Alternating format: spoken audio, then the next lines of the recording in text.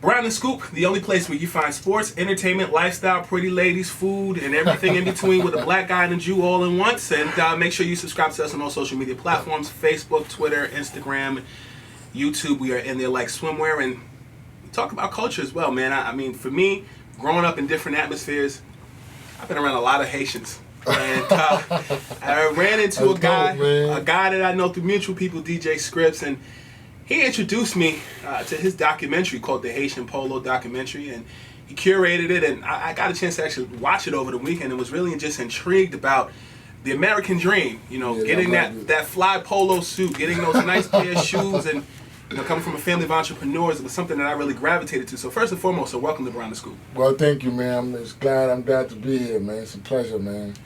Walk me through this documentary, man. You were born in Haiti, moved to Brooklyn? Well, I was born in Haiti.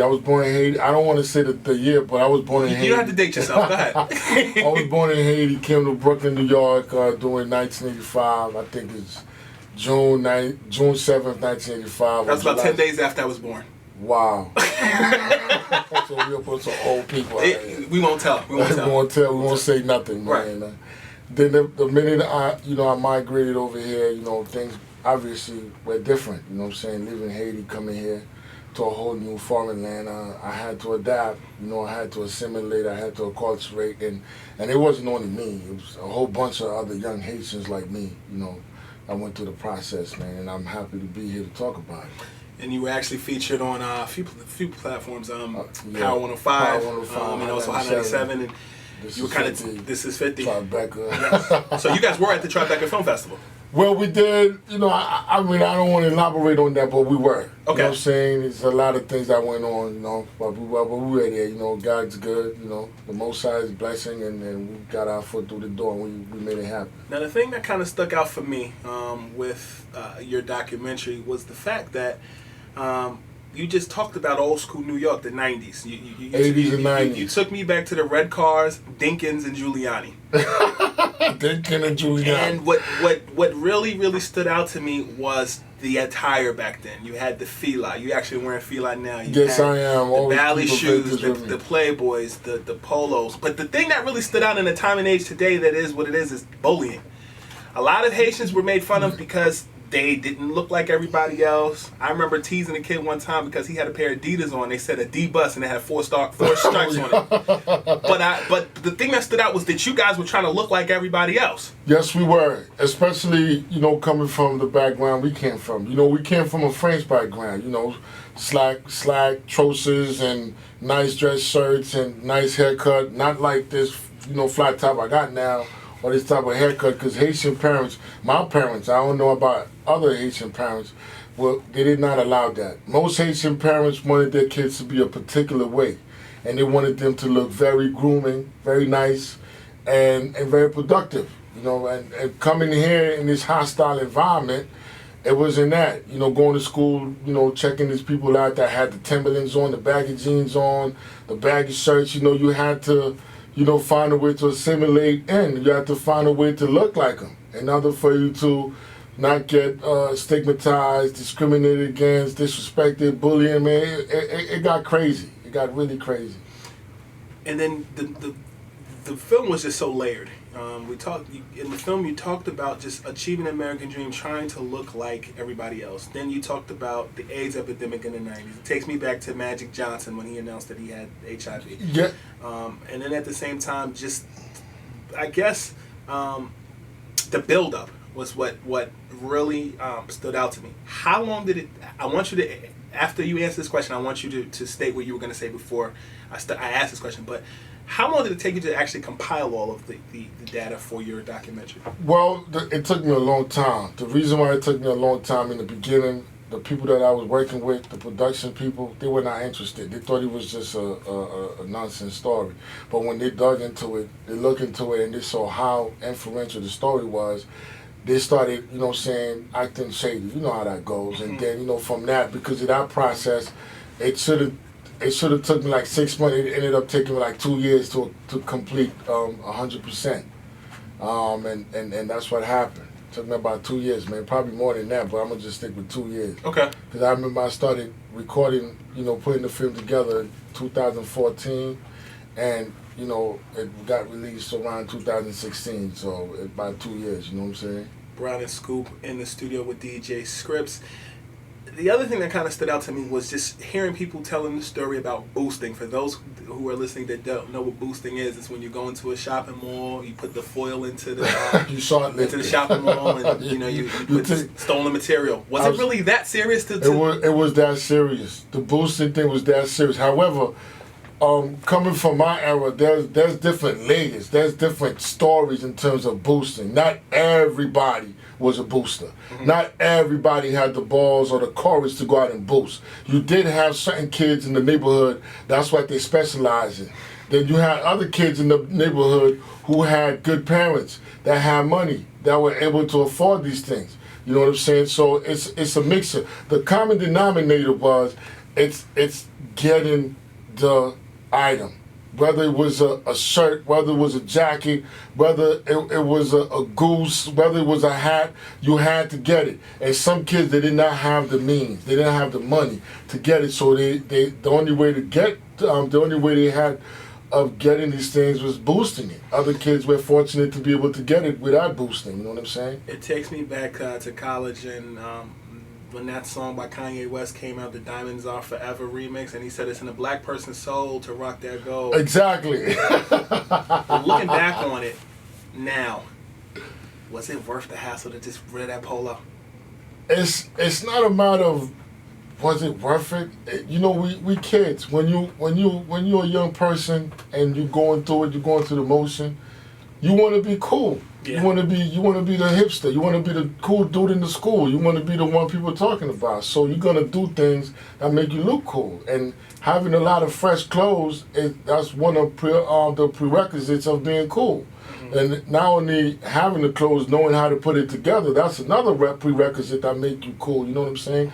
But in a way, it kind of like, yes, it was worth it because it got you certain things certain people could not get, like the most prettiest girl in the school, you know what I mean? Or people will be talking about you for days, months, and still now people, it depends on how well you give it up and how much you give it up. Some people, they really, became an icon, urban icon off of that, you know what I'm saying? And they can't, if they want, they could really write books or write stories or take it to whatever level they want to, you know what I'm saying? What's next for your documentary? Well, the next thing I'm trying to do right now, I'm trying to raise as much awareness, and then what we're going to do is we're going to convert it into a movie. But I don't want to give too many details about that because my movie is going to be explosive. I mean, I don't even want to, because last time I had the documentary, I was talking about it every day, so everybody knew what I was doing. Now I'm a little bit more quiet.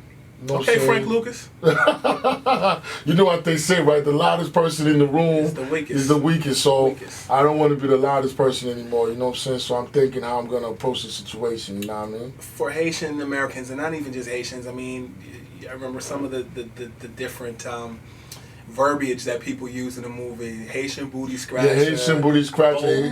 Bold people. Haitian, you got HIV, go back to your nation. And the HIV thing, I was about to, put a little more emphasis on that. The HIV thing, it was just an insult to the Haitian people when the CDC made that comment that Haitians brought HIV to America. That was extremely untrue. And that's one of the main reasons why, we did that march. And we went across the bridge and we shook the bridge and we did what we had to do. You understand what I'm saying? So we had to really let them know they were being unfair. So we had to send out a message, and the march did that exactly. You know what I'm saying? Thank you for that tidbit. But to my initial question, for someone who's a minority, or someone not someone who's Filipino, somebody who is Haitian, somebody that's Jamaican, somebody who's from any other culture, what would your film? How does that empower someone? Well, first of all, the film has different layers. Okay. It's an immigration story. You understand what I'm saying? So, which means if you're an immigrant, already there's a relationship there. You can relate to the struggle.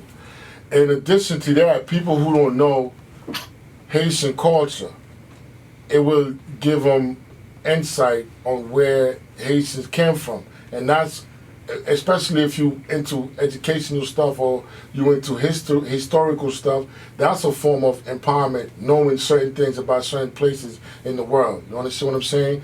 And in a nutshell, it really is an empowerment tool because it shows you how us young Haitian people came from the struggle, how resilient we were and how strong we were, and how much we maintain our integrity and pride, and look where we are now. Now, you have Haitians all over the industry. You know what I'm saying? So it's kind of like a triumph. You understand what I'm saying? So Wyclef and Melky Jean. Wyclef, Melky Jean, you got Herbie Lovebug, you have Harv Pierre, you have countless others that I can't remember right now, but there's Karen Civil. Oh man, the list go on and on. You know what I'm saying? So it didn't just start now. It was way back, and all the struggles came together, and all the success, and now look what's going on. Wyclef is an international superstar. Karen Civil is a well-known rising star. Mona Scott, you know, the producer of hip hop, is Haitian, and I got a chance to meet her, and she was very powerful, and that was an empowerment moment for me to meet her and listen to her story. Her story, my story, is very much the same. You know, she was raised by Haitian parents, and her ideals, her values, her morals, her ethics, pretty much the same with me. How have things changed now, years later? I mean, obviously, the whole bullying thing and just keeping up with the Joneses. Do you think kids just have more access to the name brand things, and it's less about what you have, but more about the content of your character? Well, now it's different. Okay. You know what I'm saying? Just like you said, the content of your character. Now Haitians are extremely popular. As a matter of fact, Haitian is trending. If you go on Instagram or Facebook right now, if you don't see a Haitian post, if you don't see somebody talking about Haiti or Haitians, something's wrong. So everybody know about the culture, everybody know about the struggle, everybody know about the history. You know, Haitians, Haiti being the first free black republic. You know what I'm saying? So it's way different. You know what I'm saying, than before. Now when you go to school, kids don't have no problem being Haitians. Kids don't have no problem hanging with the Haitians. Back in the 80s and in the 90s, that was a problem. And you know, we actually had a prominent Haitian on our show not too long ago. Oh, you did? Olden Powadies. Yeah, there you go, Sacramento Kings. You know what I'm saying? Come on now. You know what I'm saying? There you go. He called in one time, and it actually kind of went viral. Did? Yeah, he talked about the time that he had to help Kobe Bryant get into a party because this was in his rookie year because he wasn't old enough. Wow. And he talked about the time that he actually broke up a fight between Kobe and Shaq. Wow. So you know, Haitians, y'all strong, y'all everywhere. No, listen. Well, it's in the DNA, and I think we all strong. It's just that, you know, the Haitians, they emphasize theirs. You know, it's a little bit more. Jamaicans are strong. Trinidadians are strong. You know, African Americans are strong. It's just that we had to send out the message. You know what I'm saying? We're not playing. Sac passe. Sac passe, we here. You know what I'm saying? So before we let you go, where can everyone find more information about your documentary? Well, the documentary, it's all over social media. All you gotta do is go on Google and type the Haitian Polo documentary. It's gonna pop up. Or if you don't want to do that, you can just go on the Instagram, the Haitian Polo documentary Instagram page, and you just click on the link and you'll be able to access it. Or you can go on my DJ page, DJ _ SCRIPZ, and you know, you just click on the link there and you access it. And you could go on Facebook, the Haitian Polo documentary film page, it's there. You could go on my group page, the Haitian Polo documentary group page is there. So it's very accessible. And it's also, just to make a long story short, you can just get it on VHX. Oh boy. You're just a popular dude. Around the scoop in the building with DJ Scripz, talking about the Haitian Polo documentary. You were saying though? Yeah, you can catch it on VHX.com, and all you have to do is subscribe for free and just type in the Haitian Polo documentary. It should pop up. Just Google the brother. Just Google it, man. I'm all over social media. Instagram, Facebook, Twitter, we there. You know, everywhere. All right. YouTube, you can just go on YouTube. But if you go on YouTube, you're just going to see the trailers. it's better you go on vhx.com and subscribe for free and look up for the Haitian Polo documentary, or you check the links on Instagram, and you'll be able to have access to the film. That'll work, Pablo got DJ.